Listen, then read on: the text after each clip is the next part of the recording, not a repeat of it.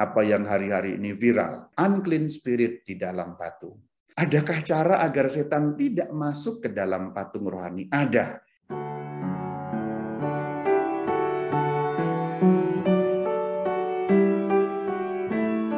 Pertanyaan pertama yang akan kita jawab, apakah ada unclean spirit di patung? Untuk tahap pertama ini kita bicara mengenai patung secara umum ya, patung apapun. Karena patung kan nggak hanya di gereja Katolik, ada juga di jalan-jalan, ada juga di gedung-gedung. Di Jakarta itu juga ada banyak patung ya, patung Selamat Datang, patung Dirgantara, dan lain sebagainya. Pokoknya patung secara umum. Apakah memang ada unclean spirit di dalam patung? Salah satu aktivitas setan itu namanya infestatio, yaitu kehadiran setan pada benda, tempat, dan binatang. Dalam Alkitab juga ada contohnya. Ingat bagaimana ketika pada waktu itu Sang Kristus mengusir roh jahat legion dari seseorang. Kemudian memindahkan atau mengizinkan ketika mereka pindah pada sekumpulan babi. Sehingga mereka bisa memasuki binatang. Bisa juga memasuki benda dan tempat. Kalau tempat umumnya disebut tempat angker, rumah angker, dan seterusnya. Benda-benda cukup banyak. Di dalam beberapa adat kebudayaan di Indonesia, suku-suku juga ada seperti itu. Kadang-kadang beberapa benda-benda yang disebut jimat-jimat itu juga ada unclean spiritnya. Maka kalau kita melihat dalam ilmu eksorsisme dan demonologi, ada jenis aktivitas setan investasi yang memungkinkan setan hadir atau masuk ke dalam sebuah benda. Kalau patung, bisa enggak? Ya patung itu benda, artinya mungkin. Jadi jawabannya, setan bisa masuk ke dalam patung. Artinya ada kemungkinan masuk ke dalam patung. Kita belum bicara patung untuk yang Katolik ya, secara umum ya. Secara umum bisa bahwa setan memasuki patung. Sekarang kita lebih fokus kepada patung rohani, yaitu patung yang dipakai dalam gereja Katolik, patung Tuhan Yesus, patung malaikat, patung Bunda Maria, patung orang-orang kudus. Pertanyaan yang akan kita jawab, apakah setan bisa masuk ke dalam patung rohani? Tadi kan patung secara umum bisa jawabannya. Sekarang patung rohani, patung Tuhan Yesus dan lain sebagainya itu. Bisa apa tidak? Jawabannya ya bisa. Ada kemungkinan masuk ke dalam patung rohani. Tetapi yang saya katakan ini adalah patung yang belum diberkati. Patung yang tidak diberkati. Patung yang belum dimohonkan berkat kepada seorang imam. Jadi bisa. Ada kemungkinan roh jahat setan masuk ke dalam patung Bunda Maria umpamanya. Loh bisa Rama? Ya bisa. Kalau patung itu tidak diberkati. Patung Tuhan Yesus ya bisa juga. Jadi setan memang bisa punya kemampuan masuk ke dalam benda. Karena apa? Bahkan patung rohani sekalipun dua alasan. Satu, karena patung adalah benda. Nomor dua, terbukanya pintu setan pada si pemilik patung. Dan yang ketiga, kalau patung itu tidak diberkati tentu saja seperti yang sudah saya katakan tadi. Pintu masuk setan itu apa sih? Dosa, okultisme, luka batin, kutukan. Contoh okultisme saja. Kalau Anda punya patung Bunda Maria, Anda tidak mohon berkat, patung itu berarti kan benda biasa, karena tidak diberkati. Meskipun bentuknya patung Bunda Maria, itu patung biasa ketika tidak diberkati. Dan Anda melakukan okultisme. Pernah ke dukun, sering ramalan, sering macam-macam. Okultisme itu namanya klinik. Maka bisa mungkin sekali karena pintu masuk Anda terbuka. Okultismenya terbuka. Anda sangat dekat dan erat dengan kuasa-kuasa kegelapan.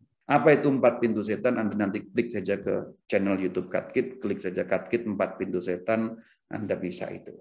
Pertanyaan selanjutnya ini cara menanggulangi. Adakah cara agar setan tidak masuk ke dalam patung rohani? Ada.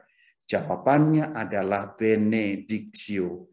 Dan ini merupakan suatu keharusan kalau Anda punya patung yang sifatnya rohani, patung Tuhan Yesus, Bunda Maria, dan seterusnya. Anda perlu bahkan harus mohon berkat. Apa itu sih benediksio? Pemberkatan.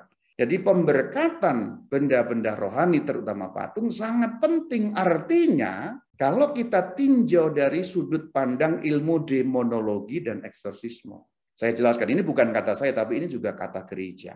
Saya membuka dokumen gereja yang bernama De Benedictionibus. Jadi ini bukan kata Rama Bayu, ini kata gereja Katolik dalam buku De Benedictionibus, pengantar umum dalam hal pemberkatan dalam kehidupan gereja. Yaitu pada artikel yang ke-9, saya bacakan. Berkat kuasa Roh Kudus dengan berbagai cara gereja mengamalkan tugas pelayanan ini. Disiapkannya berbagai bentuk pemberkatan, benediksio, benediksionis. Jadi jelas ya pada artikel yang ke-9. Lanjutannya, untuk mengajak manusia memuji Allah. Pertama-tama memuji Allah. Dan memohon perlindungannya, tentu dari kuasa jahat. Dan untuk menganjurkan mereka agar dengan kesucian hidup berusaha menjadi pantas mendapat kemurahan. Ada 3 hal pemberkatan itu maksudnya. Memuji Allah sendiri, mohon perlindungan Allah, dan supaya dapat membantu pada kesucian hidup. Seperti yang dicantumkan di dalam artikel ke-9 De Benedictionibus. Loh, itu kan nggak eksplisit, sama. Ada yang eksplisit. Saya bukakan sekarang pada artikel yang ke-11. Meskipun dalam artikel yang ke-9 sudah ada memohon perlindungan itu ya. Bagian terakhir, artikel ke-11. Yuk kita baca. Rumus-rumus pemberkatan, termasuk patung, terutama patung dalam konteks pembicaraan kita, bermaksud memuliakan Allah karena anugerah pemberiannya, memperoleh karunia-karunia-Nya, dan menyingkirkan kuasa jahat di dunia ini. Jadi 3 maksudnya pemberkatan itu. 1, memuliakan Allah. 2, mendapatkan anugerah karunia-karunia-Nya. Yang ketiga, menyingkirkan kuasa jahat di dunia ini. Jadi ini bukan kata Rama Bayu, ini kata gereja Katolik. Nanti Anda cek kalau punya bukunya, kitabnya De Benedictionibus, artikel ke-11, pemberkatan itu bermaksud menyingkirkan kuasa jahat. Dan kalau kita hubungkan dengan maknanya, pemberkatan itu berarti Allah menguduskan benda itu. Kudus itu dari bahasa Ibrani kadosh. Kadosh itu kudus, arti atau maknanya itu dikhususkan. Artinya kalau sebuah patung diberkati, berarti kuasa jahat disingkirkan dari patung itu, dan patung itu dikhususkan penggunaannya untuk memuliakan Allah. Atau dalam bahasa Rama Bayu, dalam bahasa Jepang jelas dan gampang, disegel oleh Allah, ini hanya untuk Allah. Ini hanya untuk pemuliaan Allah. Ini hanya untuk memperoleh karunia-karunia, dan minggir engkau kuasa jahat. De Benedictionibus artikel yang ke-11. Maka jangan lupa benediksio. Nah sekarang lihat ya, di rumah masih enggak patung-patung yang enggak diberkati. Diberkati. Besok datang kepada Pastor Yandi, mohon benediksio. Kalau lupa yang diberkati mana dan belum, ya berkati semua. Loh, apakah berkat boleh diulang, Rama? Boleh, enggak ada masalah. Oh, ini sudah diberkati, enggak apa-apa. Berkat itu bukan seperti sakramen baptis yang sekali diterima, enggak ada masalah dengan itu. Oh, lupa yang mana yang diberkati, Rama? Bawa saja.